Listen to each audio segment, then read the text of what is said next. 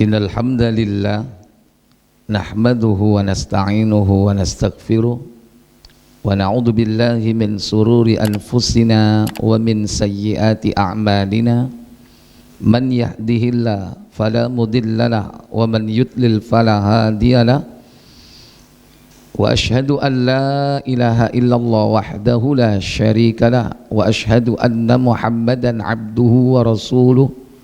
Allahumma salli wa sallim wa barik ala Muhammadin sallallahu alaihi wa ala alihi wa ashabihi wa man tabi'ahum bi ihsanin ila yaumiddin, amma ba'd. Puja dan puji syukur kita haturkan hanya kepada Allah Jalla Jalaluh atas limpahan nikmat-nikmat yang Allah berikan kepada kita, khususnya pada malam yang berbahagia ini dipertemukan kita dalam majelis yang insya Allah kita harapkan keberkahannya karena kita niat ikhlas dalam rangka thalabul ilm, menuntut ilmu syar'i, mempelajari satu ayat dari Al-Quran, satu hadis dari Nabi yang mulia. Semoga Allah memberikan kita ilmu yang bermanfaat, diberikan kemudahan mengamalkannya, serta istiqamah hingga datangnya kematian menjemput kita. Semoga salawat dan salam selalu tetap terlimpah kepada junjungan kita baginda Nabi besar Muhammad sallallahu alaihi wasallam beserta seluruh keluarga dan keturunan beliau, para sahabatnya dan seluruh pengikut-pengikutnya hingga tegaknya hari kiamat. Bapak Ibu, saudara-saudari yang dirahmati Allah, malam ini kita akan melanjutkan pembahasan kitab Aqidatut Tauhid sampai kepada Al-Babus Tsani, bab yang kedua.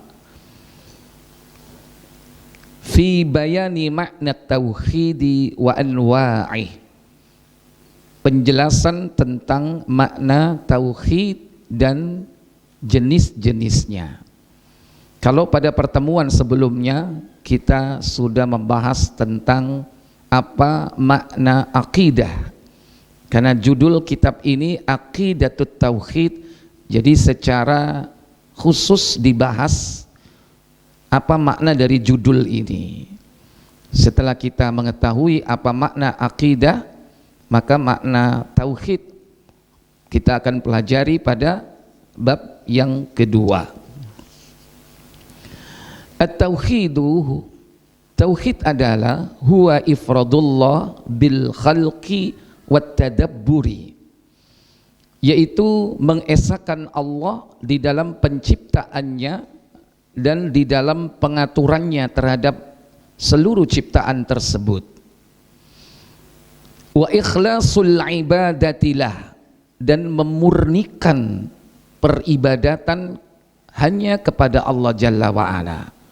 Ini sebagai konsekuensi dari mengesahkan Allah di dalam rububiyah, ya.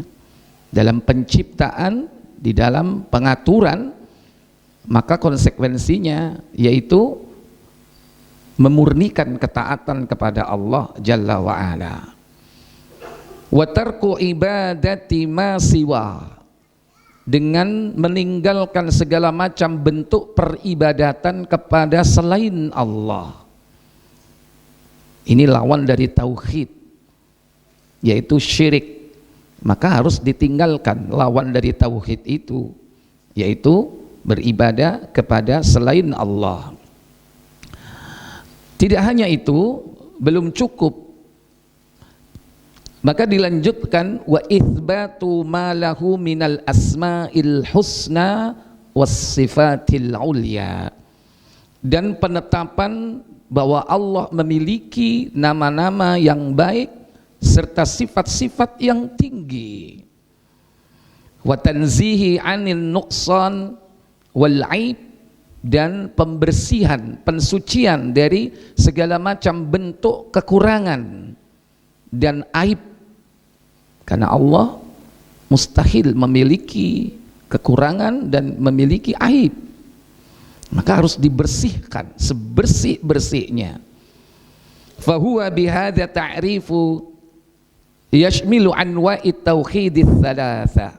Itulah yakni pengertian atau takrif, definisi daripada tauhid yang di dalamnya terkandung beberapa tauhid, yakni ada 3 jenis tauhid.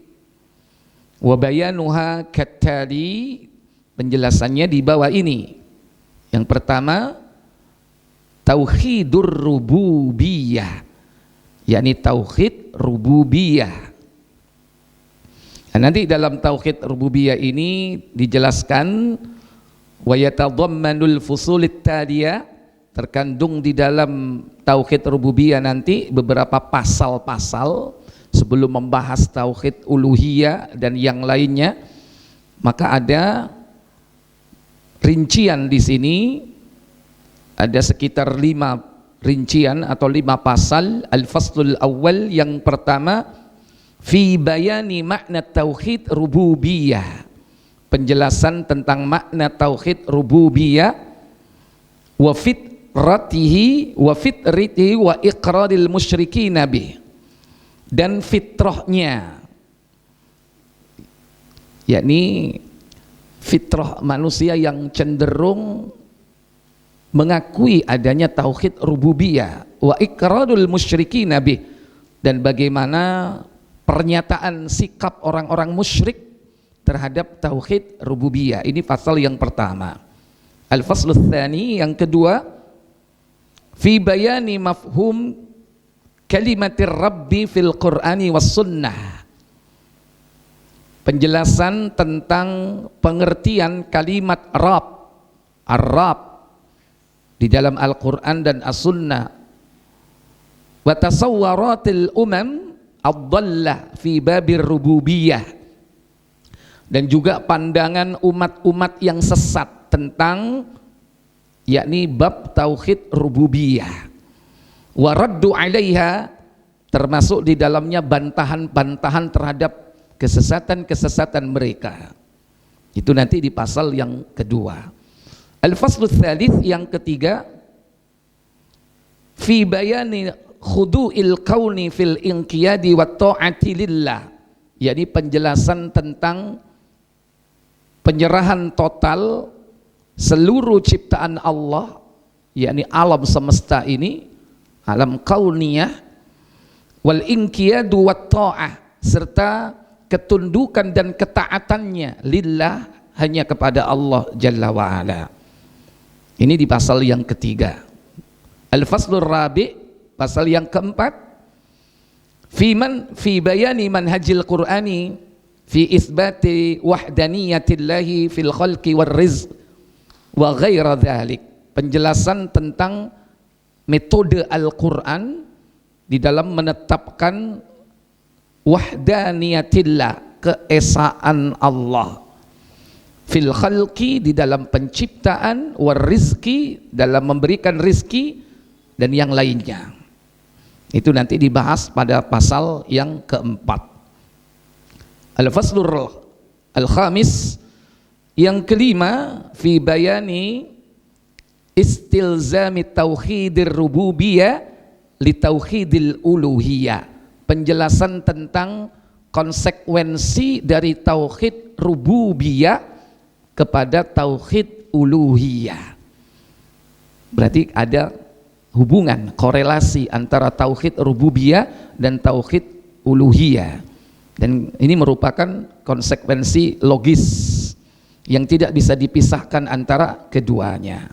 Nah, itu akan dibahas di pasal yang kelima, insyaallah. Mudah-mudahan Allah memudahkan kita dan memberi kesempatan kita untuk mempelajarinya, insyaallah. Al-faslul awal, kita masuki pasal yang pertama, fi bayani makna tauhidir rububiyyati wa iqraril musyrikin bih, yakni penjelasan tentang makna tauhid rububiyah dan pernyataan orang-orang musyrik terhadap tauhid tersebut. At-tauhidu, tauhid itu adalah bimaknahul am, secara umum bermakna huwa i'tiqadu tafarrudillahi ta'ala birrububiyah, yakni sebuah keyakinan tentang keesaan Allah, tentang keesaan Allah di dalam rububiyahnya. Jadi ini lebih merupakan i'tiqad. I'tiqad itu keyakinan yang ada di dalam hati manusia. Kemudian wa ikhlasul ibadatilah, dan mengikhlaskan ibadah hanya untuk Allah. Makna ikhlas yaitu murni, berarti memurnikan ibadah itu untuk Allah. Tidak boleh ada tendensi apapun, tidak ada tercampur dengan apapun. Dan itulah yang kita diperintahkan untuk melaksanakannya. Wa ma umiru illa liya'budullaha mukhlishina lahuddin, agar memurnikan ketaatan kepada Allah di dalam menjalankan agama. Wa itsbatu ma lahu minal asma'i was sifat, dan menetapkan bahwa Allah itu memiliki nama-nama dan sifat-sifat. Fahuwa thalathatu anwa', dan tauhid ini terbagi menjadi 3. Tauhidur rububiyyati wa tauhidul uluhiyyati wa tauhidul asma'i was sifat. Jadi tauhid rububiyah, tauhid uluhiyah, tauhid asma dan sifat. Dan ketiganya ini tidak terpisah, menyatu, tidak bisa dipisah-pisah. Baik. Wa kullu naw'in lahu makna la budda min bayani. Setiap dari jenis tauhid tersebut memiliki makna yang harus dijelaskan. Dan para ulama sudah menjelaskan tentang jenis-jenis tauhid tersebut tentunya. Liyatahaddadal farq baina hadhil anwa', agar jelas perbedaan antara ketiganya. Apa bedanya tauhid rububiyah, uluhiyah, asma dan sifat? Sekalipun berbeda tetapi tetap menjadi satu kesatuan. Tapi bukan semboyan antum ya, berbeda-beda tetapi tetap satu. Itu semboyan Indonesia ya. Apa itu apa? Oh, bineka. Jadi jangan dikaitkan dengan itu. Di sini harus ada penjelasan tentunya agar supaya jelas perbedaan antara ketiganya. Dan yang menjelaskan tentu adalah para ulama. Yang pertama, fatauhidur rububiyah. Maka tauhid rububiyah adalah huwa ifradullahi ta'ala bi af'alih, yaitu mengesahkan Allah di dalam perbuatannya. Perbuatannya di sini adalah perbuatan Allah, bukan perbuatan kita. Nanti kalau kita lihat salah satu perbedaan tauhid rububiyah dan uluhiyah itu dipandang dari sudut siapa yang melakukannya. Maka kalau tauhid rububiyah itu mengesahkan Allah di dalam perbuatan Allah. Kalau uluhiyah itu mengesahkan Allah dalam kaitannya dengan perbuatan kita beribadah. Yang jadi fokus perhatian adalah kalau tauhid rububiyah itu adalah af'alnya Allah, perbuatannya Allah. Kalau yang menjadi fokus perhatian tauhid uluhiyah adalah perbuatan hamba di dalam beribadah, itu harus mentauhidkan, mengesahkan Allah. Kalau perbuatan Allah di sini adalah Allah satu-satunya yang bisa melakukan, selain Allah tidak bisa. Jadi tauhid rububiyah mengesahkan Allah di dalam perbuatan-perbuatannya, bi ayyu taqada, dengan meyakini annahu, bahwasannya dia Allah wahdahul khaliq, satu-satunya yang menciptakan, li jami'il makhluqat, seluruh makhluk, seluruh alam hanya Allah yang menciptakan. Manusia tidak bisa menciptakan dari sesuatu yang tidak ada menjadi ada. Itu makna khaliq. Manusia ini hanya bisa apa? Membuat yang sudah ada kemudian dikreasi. Jadilah bangku. Tapi bahannya apa? Kayu. Kayu dari apa? Pohon. Bisa nggak manusia menciptakan pohon? Nggak bisa. Itu menjadikan, membuat, bukan mencipta. Kalau mencipta itu dari yang tidak ada menjadi ada. Nggak ada pohon sebelum Allah ciptakan. Sapi. Manusia bisa buat sapi? Kambing?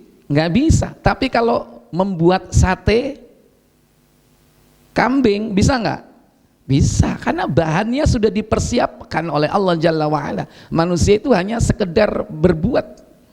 Itu pun atas kemudahan dari Allah. Allah memberikan kemudahan, akal, pikiran untuk berkreasi. Kalau nggak memiliki akal sebagai bahan, sarana, softwarenya, hardwarenya kambing, softwarenya ya akal manusia itu. Kalau nggak ada softwarenya, maka nggak ada orang jual sate kambing. Kenapa? Buntu akalnya.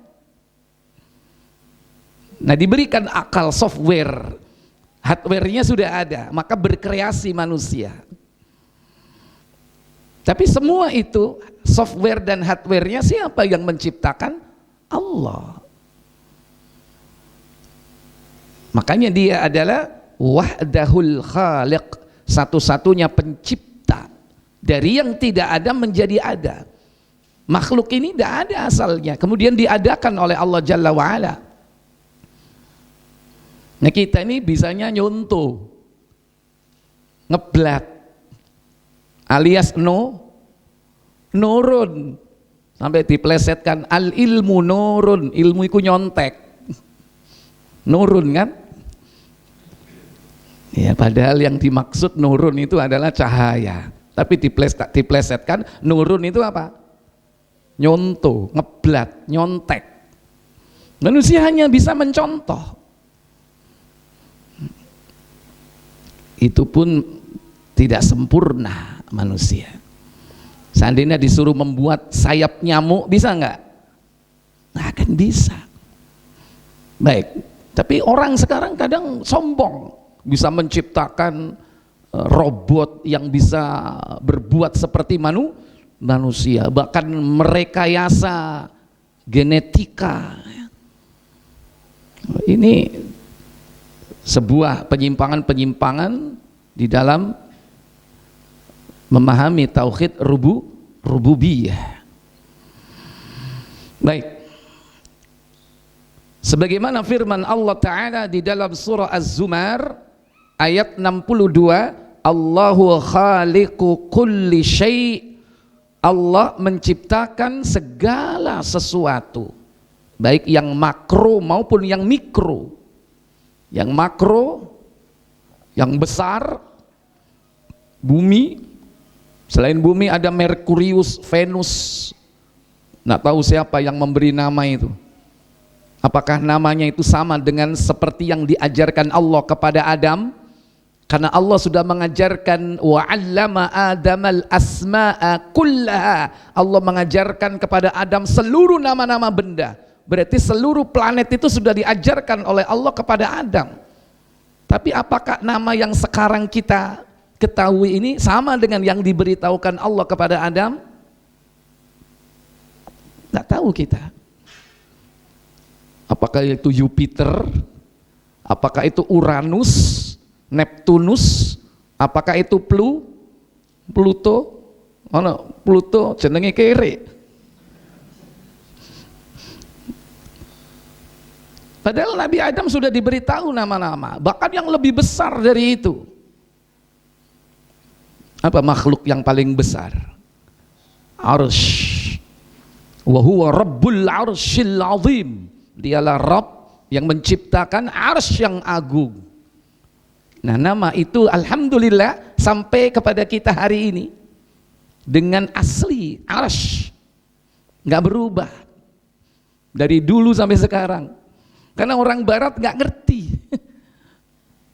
nggak ngerti karena nggak baca Al-Quran, nggak baca kitab. Orang-orang kafir nggak ngerti apa arsy.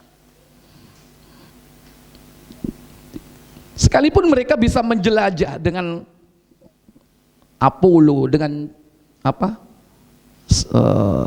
Dengan berbagai macam teknologi, tapi nggak menemukan makhluk paling besar apa. Mereka nggak tahu. Baik. Yang kedua, wa annahu ar-raziq li jami'id dawabi wal adamiyina wa ghairahum, dan bahwasanya Allah adalah sang pemberi rizki untuk seluruh yang melata dan anak cucu Adam atau manusia dan juga yang lainnya. Sebagaimana firman Allah dalam surah 11 surat Hud ayat yang ke-6, Allah katakan, wa ma min dabbatin fil ardi illa 'ala Allahi rizquha, dan tidaklah binatang yang melata di bumi ini melainkan Allah sudah tetapkan rizkinya. Antum termasuk melata tidak? Antum ini termasuk dabbah enggak? Makhluk melata atau tidak? Halo? Ya makhluk yang jelas, nggak mau disebut melata. Mungkin pikirannya dikatakan hewan. Ya disebutkan di sini secara khusus kalau kita ini Bani Adam.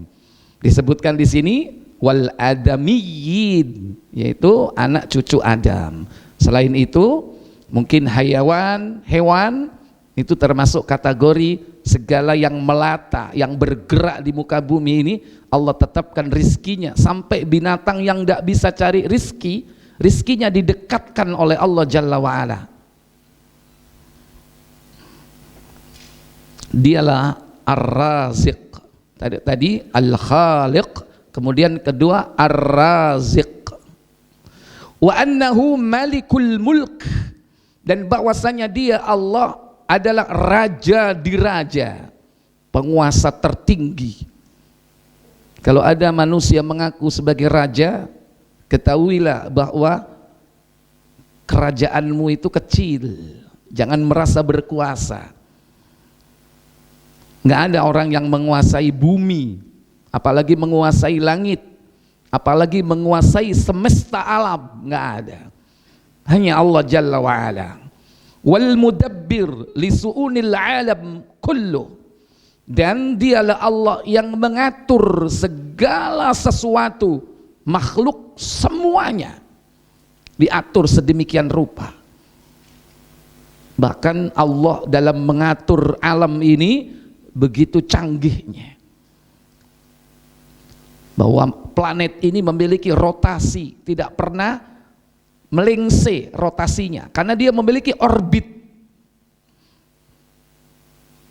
Demikian pula makhluk di alam ini sudah diatur rizkinya. Demikian pula segala sesuatunya terinci, terencana dengan baik, terprogram, sehingga tak satu pun daun yang jatuh itu melainkan Allah sudah faham di mana jatuhnya. Saksuko ini berapa daun yang jatuh hari ini? Halo? Nggak ada yang tahu, hanya Allah yang tahu. Baru satu suko, belum sak Mojokerto, belum sak Jawa Timur. Daun yang jatuh itu Allah tahu. Jam berapa jatuhnya, kemana, ke kanan atau ke kiri, ke utara atau ke selatan. Jatuhnya itu radius berapa, sekian meter, sekian kilometer. jatuhnya itu dengan kecepatan gravitasi berapa, sudut kemiringannya berapa, Allah tahu semua itu, semua rinci. Bahkan bukan hanya yang makro, yang mikro sekalipun, yang kecil-kecil alam ini. Mungkin makhluk yang paling kecil di antara benda yang hidup, mungkin sel barangkali. Ada mungkin sel dibagi lagi, ada kromosom. Mungkin benda mati, ada atom, atom dibagi lagi, ada proton, ada elektron, ada neutron. Entah nanti barangkali ditemukan yang lebih kecil lagi. Allah tahu semua itu. Dan Allah sudah atur itu. Benda-benda kecil itu datang kemana. Termasuk virus, kecil atau gede? Kecil. Dia kena siapa? Allah tahu, dan itu sudah terprogram.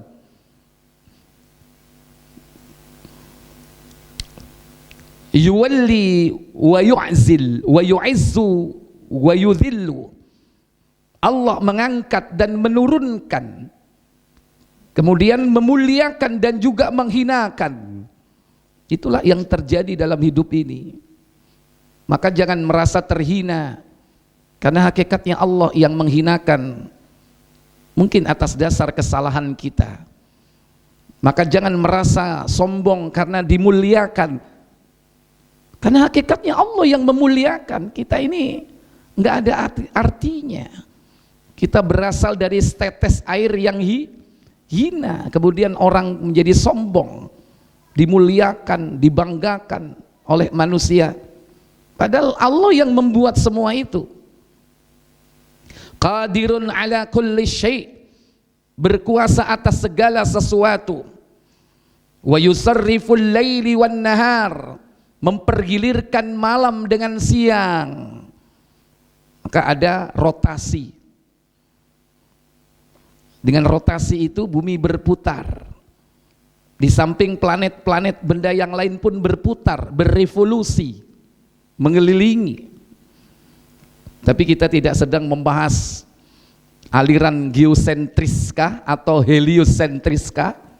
Itu sudah jelas yang disampaikan oleh para ulama tentang dua teori itu, pusat edar bumi dan pusat edar matahari. Antum baca bukunya Ustadz siapa? Abu Ubaidah kalau nggak salah, ya. Atau buku judulnya Matahari Mengelilingi Bumi. Pasti akan dibully sampean kalau meyakini seperti itu sekarang. Nah, kita tidak membahas tentang masalah itu, tapi perlu sebagai referensi, perlu dibaca. Karena selama ini apa yang kita dapatkan di sekolah sekian tahun telah kuat menjadi sebuah teori yang tidak terbantahkan hingga hari ini, yaitu teori heliosentris, pusat edar yaitu matahari. Wallahu a'lam. Wa yuhyi wa yumit, dialah Allah yang menghidupkan dan mematikan. Ini termasuk dalam kategori tauhid rububiyah. Dari yang mati menjadi hidup, dari yang hidup menjadi mati. Ini termasuk bagian dari keimanan terhadap Allah sebagai Rabb, Al-Khaliq, Ar-Raziq, Al-Muhyi, Wal-Mumit, Wal-Mudabbir, Al-Malik, termasuk dalam kategori tauhid rububiyah. Waqad qala Allah Ta'ala, sebagaimana firman Allah Ta'ala, Qulillahumma malikal mulki tu'til mulka man tasha'u. Katakanlah, Allahumma, wahai Allah, engkaulah raja di raja, malikal mulk, memberikan yakni kekuasaan, man tasha, kepada siapa saja yang kau hendaki, wa tanzi'ul mulka mimman tasha, dan mencabut kekuasaan dari orang-orang yang kau kehendaki, wa tu'izzu man tasha, kau memuliakan orang-orang yang kau kehendaki, wa tudhillu man tasha, dan menghinakan orang-orang yang kau kehendaki. Biyadikal khair, di tangan engkau lah segala kebajikan. Innaka ala kulli syai'in qadir, sesungguhnya engkau maha berkuasa atas segala sesuatu. Tulijul laila fin nahar, memasukkan malam ke dalam siang. Wa tulijun nahara fil lail, dan memasukkan siang ke dalam malam. Dan ini tiap hari kita rasakan, pergiliran pergantian siang dan malam. Nanti Allah maha kuasa untuk merubah semua itu. Ada saatnya nanti waktunya siang nggak siang, yaitu menjelang matahari terbit dari sebelah barat, itu terjadi malam yang panjang. Karena matahari ketika sudah tenggelam, dia berada di bawah arasy. Ketika mau terbit di pagi hari, minta izin kepada Allah Jalla wa'ala, tapi dicegah. Jangan terbit sekarang, tar dulu. Sampai beberapa hari setelah itu diperintahkan matahari terbit dari tempat terbenamnya. Terbitlah dari tempat terbenammu, muncullah di sebelah barat, maka pintu taubat tertutup. Itu nanti akan terjadi. Siapa yang berkuasa melakukan itu? Hanya Allah. Manusia nggak mampu. Wa tukhrijul hayya minal mayyiti wa tukhrijul mayyita minal hayy. Dia mengeluarkan yang hidup dari yang mati dan mengeluarkan yang mati dari yang hidup. Wa tarzuqu man tasya bighairi hisab, dan memberikan rizki, dan engkaulah yang memberikan rizki bagi siapa saja orang yang kau kehendaki tanpa hisab. Ini ayat yang menjadi pegangan bagi kita bahwa segala sesuatu itu Allah yang telah menetapkannya. Jangankan jadi lurah, camat, seandainya jadi raja yang berkuasa di dunia ini, siapa yang memberikan kekuasaan itu? Allah. Jangan lupa, nanti nasibnya sama seperti Fir'aun. Fir'aun merasa paling berkuasa di muka bumi karena negerinya adalah negeri adik kuasa ketika itu, sampai kepada puncak kesombongannya mengatakan, ana rabbukumul a'la, aku adalah Rabbmu yang maha tinggi. Ini sudah puncak kesesatan. Nggak ada manusia mengaku sebagai Rabb kecuali Fir'aun.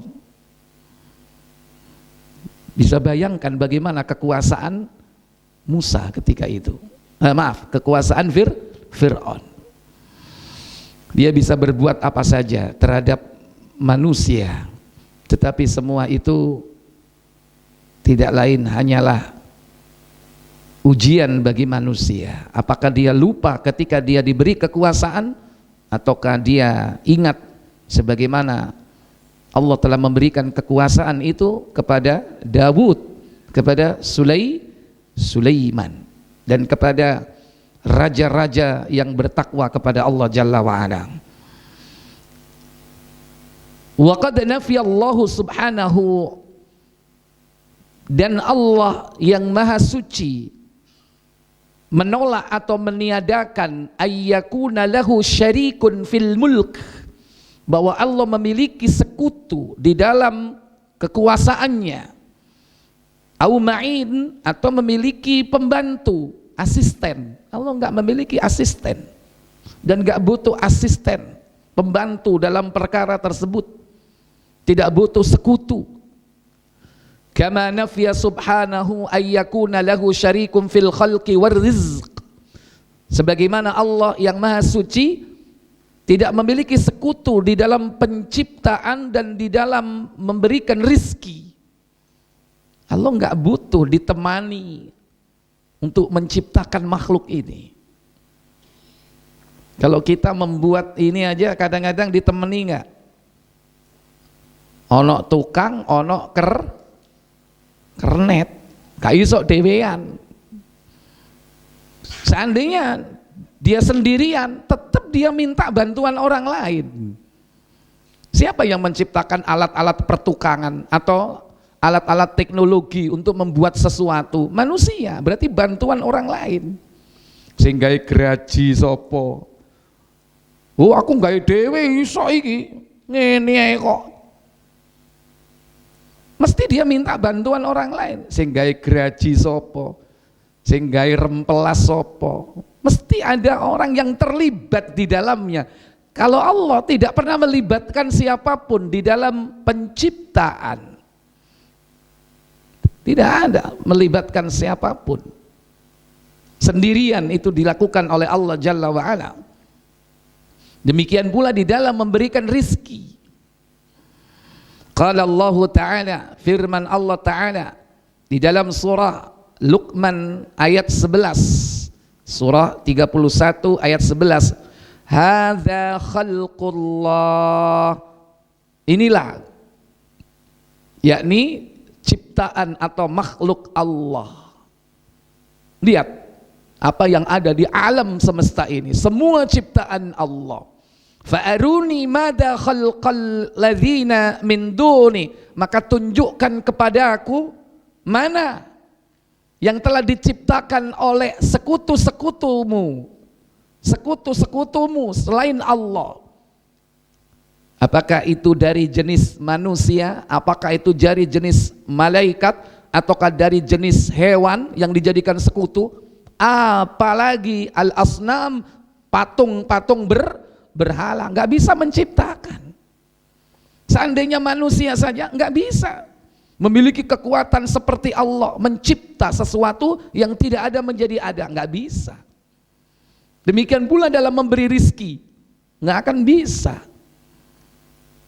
Aku isok mangani wong sak kampung, Ustaz, terbatas, dan itu membutuhkan kekuatan orang lain.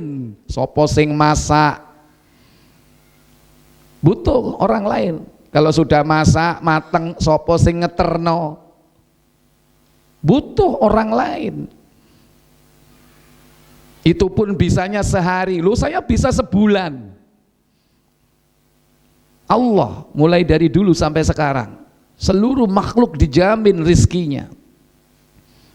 Jangan coba-coba, saya pengen memberi makan sehari ikan di laut, walahan habis hartamu untuk mangani iwak.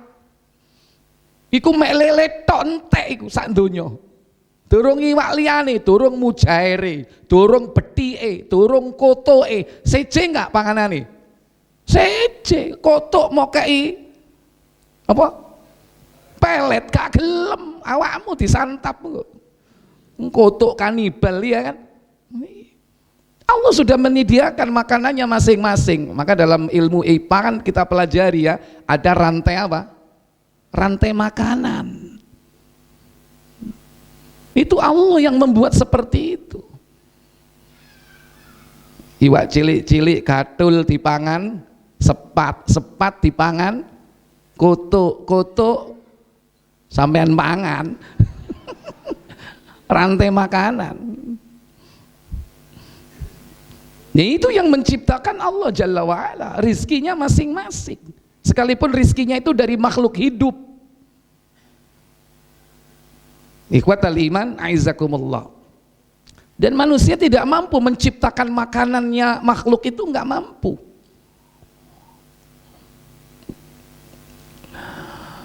Wa qala ta'ala, dan juga firman Allah Ta'ala, amman hadzal ladzi yarzuqukum in amsaka rizqa, ataukah siapa ini yang telah diberikan rizki, in amsaka rizqau, jika Allah menghendaki diberhentikan rizki itu oleh Allah, siapa yang mampu mencegah kalau Allah sudah memberhentikan rizkinya? Nggak bisa. Manusia kalau sudah habis rizkinya, dia akan mati. Bisa nggak dicegah? Nggak bisa. Ini manusia ini supaya hidup butuh nutrisi. Sebelum nutrisi dikasih oksigen supaya dia hidup. Karena orang mati adalah mungkin jantungnya tidak berdetak, darahnya tidak mengalir, karena darahnya tidak mendapatkan yaitu asupan nutrisi atau bahkan oksigen, nengono dikai oksigen dipaksa, dikumpo. Kalau Allah sudah memberhentikan nggak bisa. Ikhwatal iman, a'izzakumullah.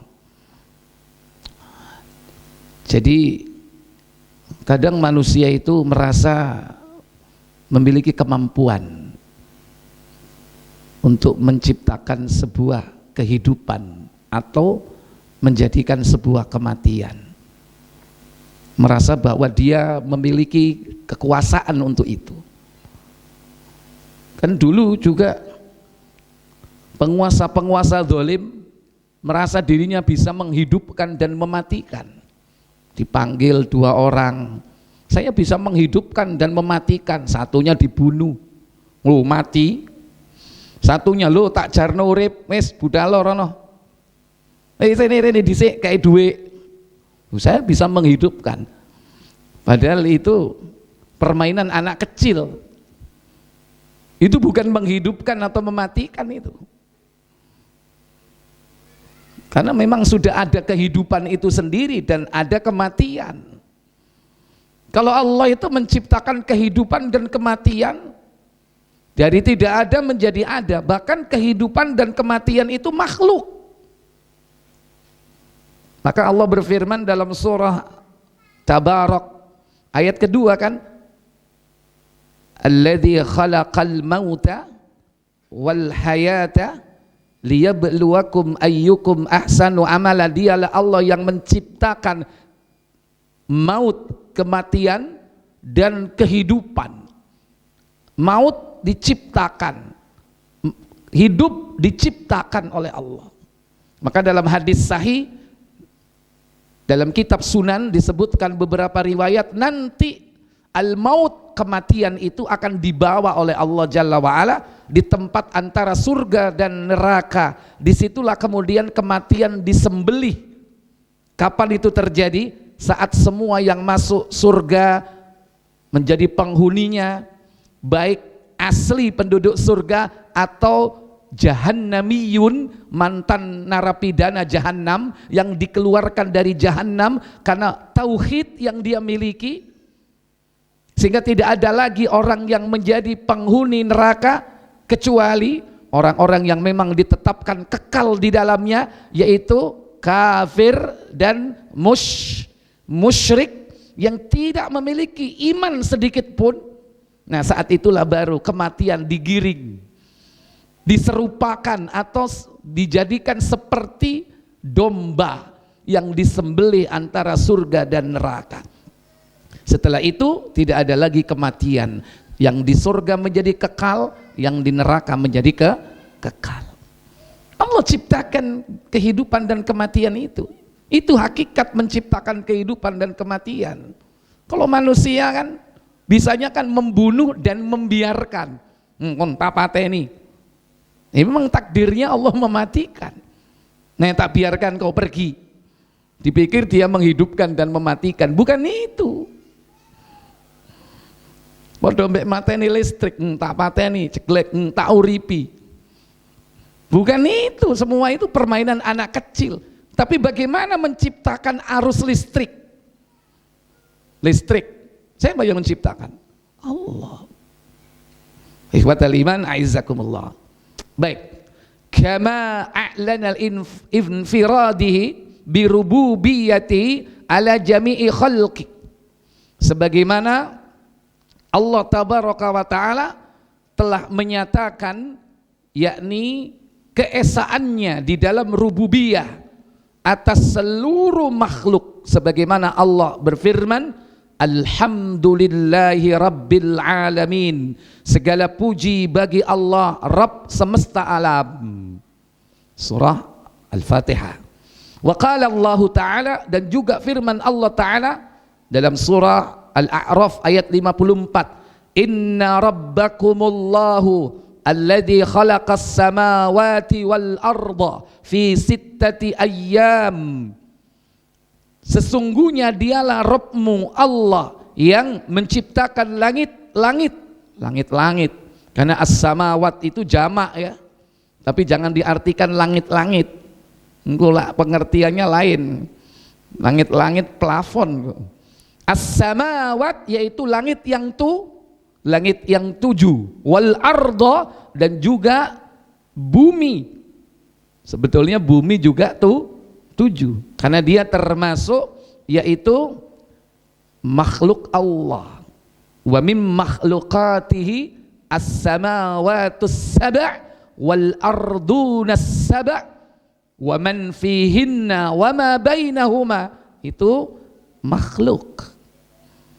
Allah yang menciptakan semua itu. Fi sittati ayyamin, dalam 6 waktu atau 6 masa.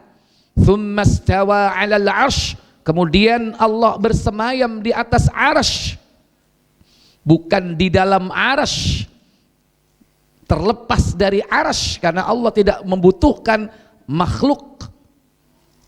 Tapi itulah yang disampaikan oleh Allah Jalla wa'ala, bahwa Allah bersemayam di atas arsy. Makhluk yang terbesar, yang dipikul oleh berapa malaikat arsy? Berapa malaikat yang memikul arsy? Halo? Doorpress berapa malaikat pemikul arsy? Ada 8 malaikat pemikul arsy. 8 malaikat yang jarak antara telinga dan pundaknya adalah seperti jarak langit dan bumi. Wolu. Di arsy itu ada kursi. Wasi'a kursiyuhus samawati wal ard, yang kursinya saja seluas langit dan bumi. Sementara perbandingan antara kursi dan arsy seperti gelang yang ada di tengah-tengah padang pasir yang luas. Dan itu makhluk. Kursi itu makhluk, arsy itu makhluk, yang memikul arsy itu makhluk. Allah tidak membutuhkan semua itu, tapi Allah jauh di atasnya, tidak berpijak atau tidak membutuhkan semua itu, terlepas dari semua itu, karena Allah tidak membutuhkan makhluknya. Baik, kemudian Allah bersemayam di atas arsy, yughsil lailan nahara, kemudian diikutilah malam dengan siang, yatlubuhu hasithan, begitu cepatnya, wasyamsa wal qamara wan nujuma, demikian pula matahari, bulan, bintang-bintang, musakharatin bi amri, mereka semua taat atas perintahnya. Nggak ada yang taat mereka kecuali kepada Allah. Nggak ada taat kepada dukun, bintang, rinio, dipindah-pindah, itu bohong semuanya. Hanya Allah Jalla wa'ala yang mengatur itu semua. Ala lahul khalqu wal amr, ingatlah bahwa hanya miliknya, yakni penciptaan dan perintah. Tabarakallahu rabbul alamin, maha suci Allah Rabb semesta alam. Wa qad fatarallahu jami'al khalqi alal iqrari birububiyah, dan sungguh Allah telah menciptakan semua makhluk itu dengan penetapan atas rububiyahnya, hatta hingga innal musyrikina alladhi ja'alu lahu syarikan fil ibadah, hingga sesungguhnya orang-orang musyrik yang telah menjadikan sekutu di dalam ibadah, orang-orang musyrik yang menyekutukan Allah di dalam ibadah kepadanya, yukirruna bitafridihi birrububiyah, mereka sendiri menyatakan keesaan Allah di dalam rububiyahnya. Jadi orang-orang musyrik itu sendiri sebetulnya mereka meyakini atas rububiyah Allah, tapi kenapa mereka dikatakan musyrik. Kama qala ta'ala, sebagaimana firman Allah Ta'ala. Ini ayat yang membuktikan bahwa mereka meyakini tauhid rububiyah, yakni penciptaan, pengaturan, pemberian rizki, penghidupan dan yakni mematikan. Dalam surah Al-Mu'minun surah 23 pada ayat yang ke-76 sampai dengan 79 Allah berfirman, "Qul man rabbus samawatis sab' wa rabbul arsyil azim." Katakan Muhammad, siapa yang memiliki atau Rabb Rabb langit yang 7 dan Rabb arsy yang agung? Sayaquluna lillah, maka mereka akan mengatakan lillah, milik Allah. Ini orang kafir menyatakan hal itu. Qul afala tattaqun, katakan kenapa kalian tidak bertakwa, takut kepada Allah. Qul man biyadihi malakutu kulli syai' wa huwa yujiru wa la yujar alaihi in kuntum ta'lamun. Katakan, siapa yang di tangannya yakni kerajaan atau pemilik segala sesuatu, yang dia mampu melindungi dan tidak ada yang lepas dari yakni orang yang dilepaskan dari perlindungannya. Jika kalian mengetahui, sayaquluna lillah, mereka mengatakan lillah, milik Allah. Kul fa anna tusharun, katakan kenapa kau bisa tertipu? Ternyata ada penipu. Siapa yang menipu? Syaitan. Maka hati-hati dengan penipu, penunggang gelap yang menyesatkan manusia. Baik, masuk. Silakan azan dulu, nanti kita lanjutkan. Ikhwatal iman, Bapak Ibu, saudara-saudari sekalian yang dirahmati Allah Jalla wa Ala. Kita lanjutkan sampai pada akhir dari pasal yang pertama ini, baru kemudian boleh untuk tanya jawab. Fahadha tauhidu lam yadhhab ila naqidihi ta'ifatun ma'rufatun min bani Adam. Inilah tauhid yang semua manusia pada umumnya tidak mengingkarinya. Dari keturunan Adam, semua mereka mengakui tauhid rububiyah. Bal al-qulubu mafturatun 'alal iqrari bi, bahkan setiap hati manusia itu difitrahkan untuk mengakuinya, mengakui tentang penciptaan. A'dhamu min kauniha mafturatun 'alal iqrari bi ghairihi minal mawjudat, dan bahkan fitrah hati manusia itu lebih agung daripada fitrahnya terhadap pengakuan selain dari Allah. Pengakuan terhadap makhluk-makhluk Allah itu jauh di bawah yakni fitrah yang Allah berikan kepada setiap hati manusia untuk mengakui rububiyah Allah. Kama qalat ar-rusul fima hakallahu anhum, sebagaimana para rasul telah berkata yakni terhadap orang-orang yang didakwai di antara mereka, kaumnya masing-masing, di dalam surah Ibrahim ayat 10, surah 14 ayat 10, qalat rusuluhum, berkata para rasul di antara mereka, afillahi syakkun, apakah kalian merasa ragu terhadap Allah, fatiris samawati wal ard, yang menciptakan langit dan bumi.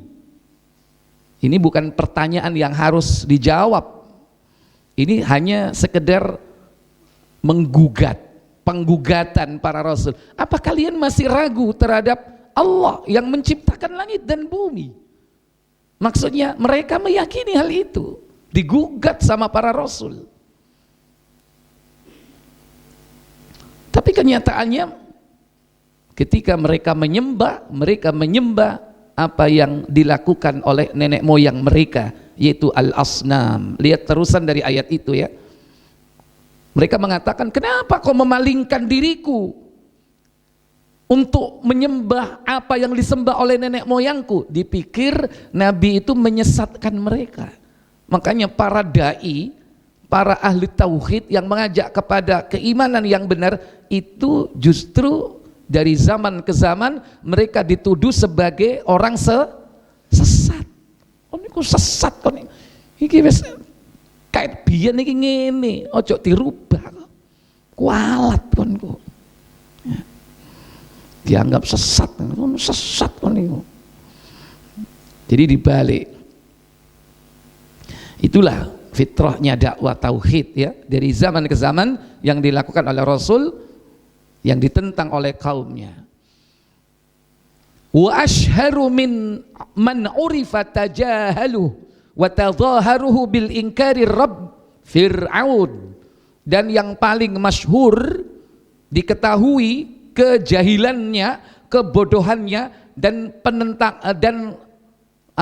penentangannya terhadap Allah, diingkari Rabb, dengan mengingkari Rabb atau tauhid rububiyah, yakni Fir'aun. Itu yang terkenal, yang kita bisa baca ceritanya di dalam Al-Quran dalam banyak versi. Waqad kana mustaqinan bih fil batini, sementara Fir'aun dia meyakini di dalam hatinya bahwa Allah itu yang menciptakan. Kama qala lahu Musa, sebagaimana perkataan Nabi Musa, yakni kepada Fir'aun. Qala laqad alimta ma anzala haula'i. Musa berkata, bukankah kau mengetahui ma anzala haula'i, tidaklah ada yang dapat menurunkan semua ini, yaitu mukjizat. Karena Nabi Musa itu dikasih mukjizat banyak, ada 9 mukjizat. Salah satunya tangannya bercahaya, salah satunya tongkatnya bisa menjadi ular. Enggak ada yang bisa menurunkan ma anzala haula, tidak ada yang bisa menurunkan semua mukjizat ini, illa rabbus samawati wal ard, melainkan Rabb langit dan bumi. Dan inilah bukti. Wa qala anhu wa an qaumihi, maka berkatalah, yakni kepada kaumnya, wajahadu bima wastaiqanaha anfusuhum dzulman wa uluwan, kalian telah berbuat sesat padahal kalian telah meyakini di dalam hati-hati kalian secara zalim dan secara ghulu wa uluwan, yakni secara sombong. Jadi mereka telah sesat dan menyesatkan karena sebab dia berbuat zalim dan sombong, padahal wastaiqanatha, sementara meyakini anfusuhum, yakni hati-hati mereka.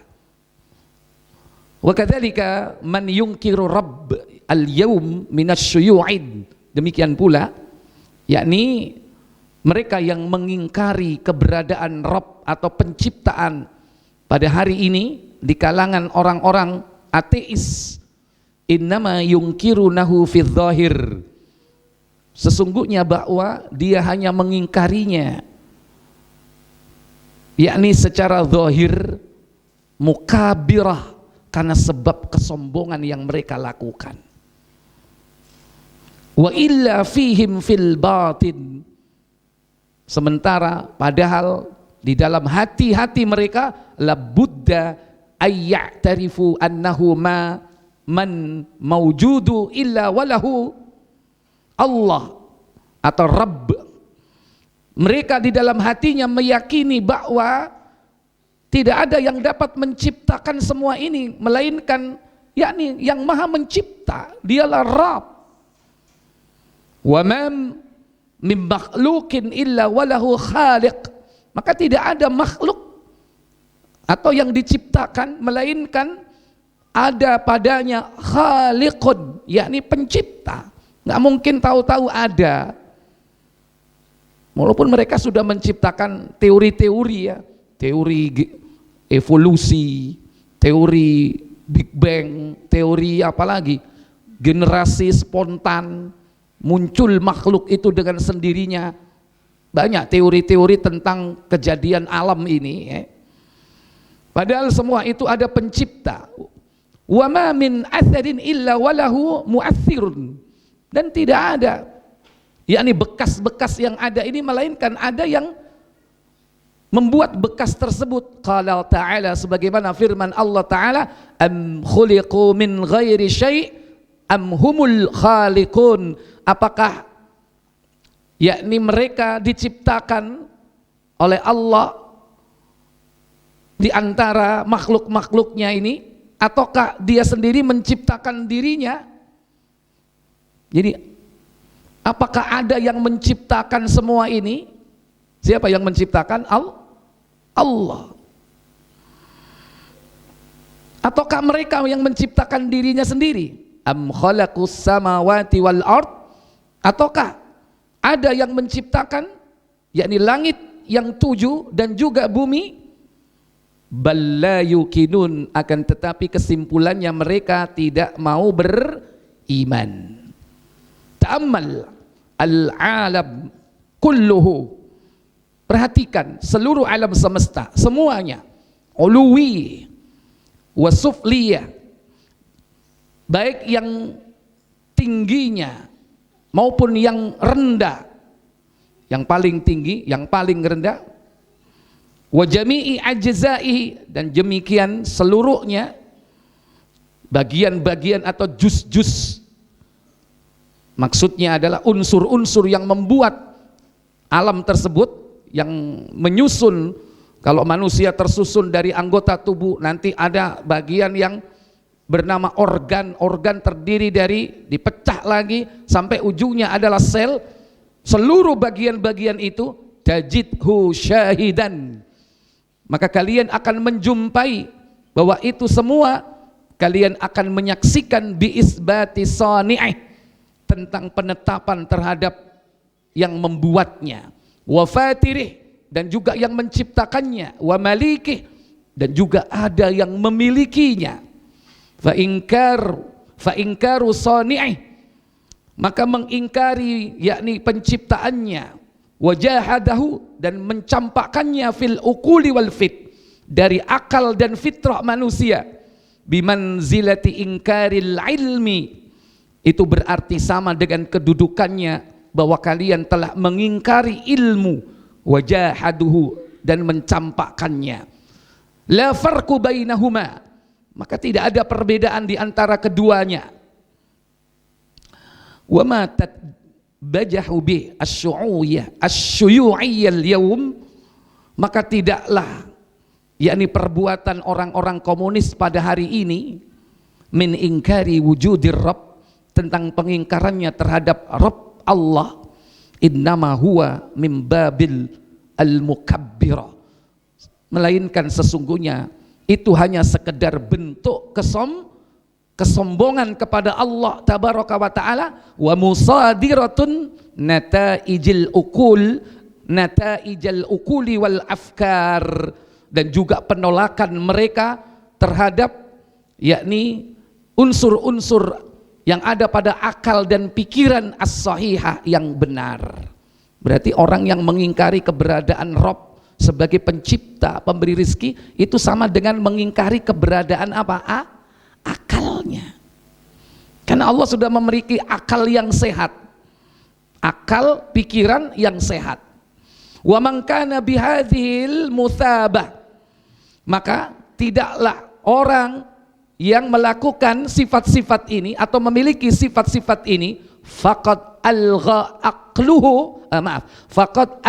aqlahu wa da'an nasa lisukhriyati min, maka sungguh orang itu telah yakni mencampakkan akalnya dan juga mengajak manusia untuk mentertawakan dirinya.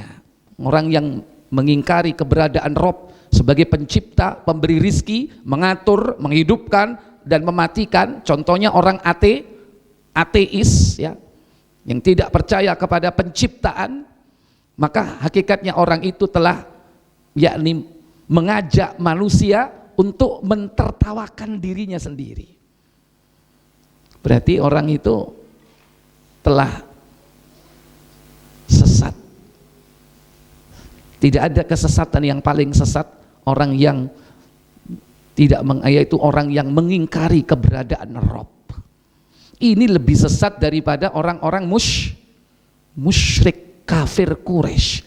Orang kafir Quraisy tadi ketika ditanya masih menjawab, siapa yang menciptakan langit, memiliki arsy yang agung, mereka menjawab Allah.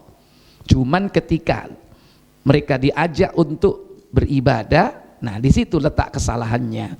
Tapi kalau ada hari ini orang yang mengingkarinya, yakni keberadaan Rabb sebagai pencipta dan pemberi rizki, maka hakikatnya dia itu adalah orang yang sombong. Itulah yang disebut dengan al-kibr, batrul haq wa ghamtun nas, menolak kebenaran dan merendahkan orang lain. Maka kedudukannya sama seperti pelaku sombong pertama kali. Siapa dia? Iblis laknatullah. Makanya dia dinas oleh Allah masuk ke dalam neraka dan diharamkan tinggal di surga. Wallahu a'lam. Baik, ada pertanyaan? Satu boleh. Silakan.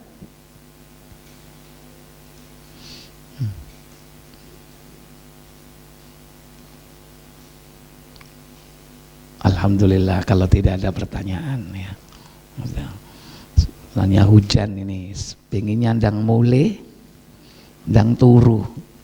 Semoga Allah Jalla wa'ala memudahkan kita untuk tetap istiqomah di dalam mempelajari kitab-kitab para ulama, dan kita diberikan kemudahan pula untuk memahaminya. Kita tutup dengan kafarat majelis. Subhanakallahumma wa bihamdik asyhadu an la ilaha illa anta astaghfiruka wa atubu ilaik. Wassalamualaikum warahmatullahi wabarakatuh.